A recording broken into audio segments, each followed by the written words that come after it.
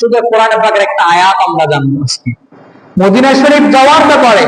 রওজা পাহাড়ে দয়াল নবীর কুদরতি, দয়াল নবীর নুরানি কদমে যাওয়ার ব্যাপারে কোনো হুকুম কোরআনে আছে কিনা, দয়াল নবীর কাছে যাওয়ার দরকার আছে কিনা, মদিনায় পাকে যাওয়ার দরকার আছে কিনা, নাকি হজ করে কাবা থেকে মক্কা থেকে বাড়ি চলে আসবেন, এই ব্যাপারে আমরা শুধু কোরআন থেকে একটি আয়াতে কারিমা জানবো। কোরআনে পাকের মাঝে আমার আল্লাহ ঘোষণা করছেন, আউযু বিল্লাহি মিনাশ শাইতানির রাজীম, বিসমিল্লাহির রহমানির রহিম, ওয়ালাউ আন্নাহুম ইযলামু আনফুসাহুম জাআউকা ফাস্তাগফিরুল্লাহ ওয়াস্তাগফারা লাহুমুর রাসূল লাওয়াজাদুল্লাহা তাওয়াবার রাহিমা।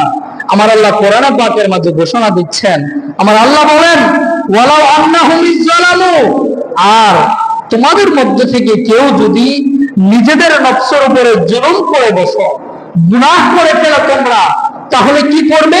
বলে জাউকা, তাহলে তোমরা আমার নবীর দরবারে আসো। সুবহানাল্লাহ বলেন। আল্লাহ বলছেন, আপনি কোরআনের পাক পড়েন, সূরা নিসার 64 নং আয়াতে আল্লাহ বলছেন, ওয়ালাউ আন্নাহুম ইযলামু আনফুসাহুম, তোমরা যদি তোমাদের নিজেদের নফসের উপরে জুলুম করে ফেলো, অত্যাচার করে ফেলো, গুনাহগার হয়ে যাও, তাহলে জাউকা, আমার নবীর দরবারে আসো। সুবহানাল্লাহ বলেন না। আসলে কি হবে?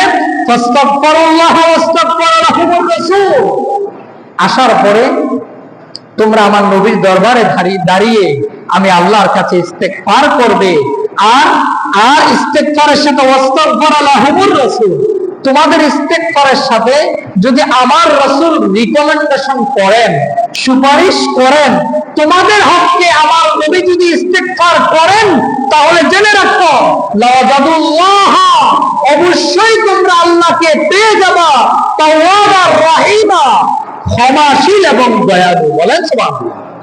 তাহলে নবীর দরবারে গেলে ক্ষমা আছে না নাই? ক্ষমা পাওয়ার গ্যারান্টি আছে না নাই? আল্লাহ বলেছেন লাম তাকিদ দিয়ে লাওয়াজাদুল্লাহ, অবশ্যই আল্লাহ কি পাইবা? কি পাইবা? বলে তাওয়াবান, ক্ষমাশীল, তাওয়াবান, ক্ষমাশীল, রাহিমা, শুধু ক্ষমা এতটুকু না, বরং আমি আল্লাহর পক্ষ থেকে রহমতও পাইব। সুবহানাল্লাহ। তাহলে নবীর দরবারে গেলে লাভ না লস? কথা কম, লাভ না লস? আল্লাহর হুকুম আছে না নাই? সূরা নিসার 64 নং আয়াতে আল্লাহ ঘোষণা করেছেন, যদি গুনাহগার হও নবীর দরবারে আসো, আয়েশা ইস্তিগফার করো, তওবা করো, আর আমার নবী যদি তোমার হককে তওবা করেন, রিকমেন্ডেশন করেন, ইস্তিগফার করেন, তাহলে জেনে রাখবা নিশ্চিত আমি আল্লাহকে ক্ষমাশীল এবং দয়ালু পাইবা। সুবহানাল্লাহ। এই আয়াতের অর্থ বোঝানোর জন্য সূরা নসরের শেষ আয়াতের টুকরা বলে কথা শেষ করেছি।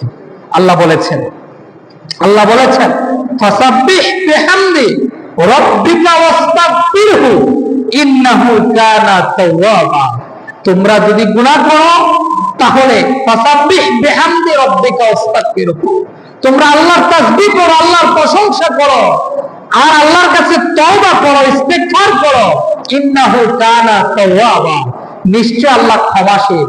তাহলে আল্লাহ বলেছেন তাসবিহ পড়ো, আল্লাহর প্রশংসা করো এবং আল্লাহর কাছে তওবা ইস্তিগফার করো। তিনটা কথা বলার পর আল্লাহ বলেন ইন্নাহু, নিশ্চয় তিনি আল্লাহ, কানা তাওয়াবা, নিশ্চয় আল্লাহ তওবা কবুলকারী। এখানে নিশ্চয়তা নাই, বলছেন আল্লাহ তওবা কবুল করেন, তুমি এটা করো।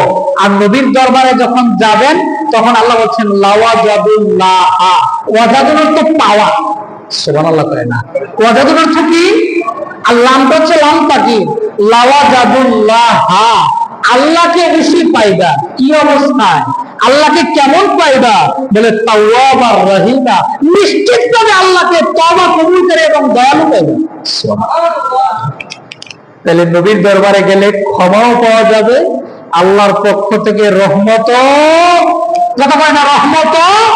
সর্বশেষ কথা, মক্কায় হজ, মদিনায় হজের কবুলিয়ত। ওমা আলাইনা ইল্লাল বালাগ। আসসালামু আলাইকুম ওয়া রাহমাতুল্লাহ।